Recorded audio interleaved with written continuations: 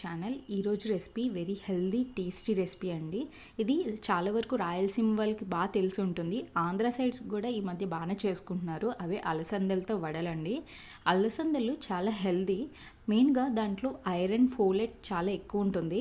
Fibre కూడా ఎక్కువ ఉంటుంది. ప్రోటీన్ కూడా ఎక్కువ ఉంటుంది. విటమిన్ ఏ, సి కూడా పుష్కలంగా ఉంటుంది. ఈ అలసందలు మన నియర్ బై స్టోర్స్లో కూడా దొరికేస్తున్నాయి కదండి.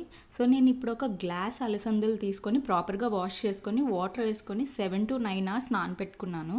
ఇవి నానేలోపు ఉల్లిపాయలు, కొత్తిమీర, కరివేపాకు, పచ్చిమిర్చి, అల్లం, జీలకర్ర రెడీగా పెట్టుకున్నాను.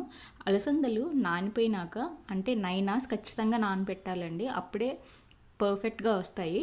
ఇది నానిపోయింది. సో నేను మిక్సీ జార్లో వేసుకొని మెత్తగా కాకుండా మరీ అలా అని పలుకుగా వదిలేకుండా కొంచెం కచ్చాపిచ్చాగా అంటే శనగపప్పు వడలకి ఎలాంటి కన్సిస్టెన్సీలో మనం పిండి రెడీ చేసుకుంటామో అలా రెడీ చేసుకోండి. ఉల్లిపాయలు, పచ్చిమిర్చి, కరివేపాకు ఇదంతా ఉన్నాయి కదండి, వాటిలో వేసుకొని కొంచెం సాల్ట్ వేసుకొని మొత్తం చేతితోటి కలుపుకోవాలి.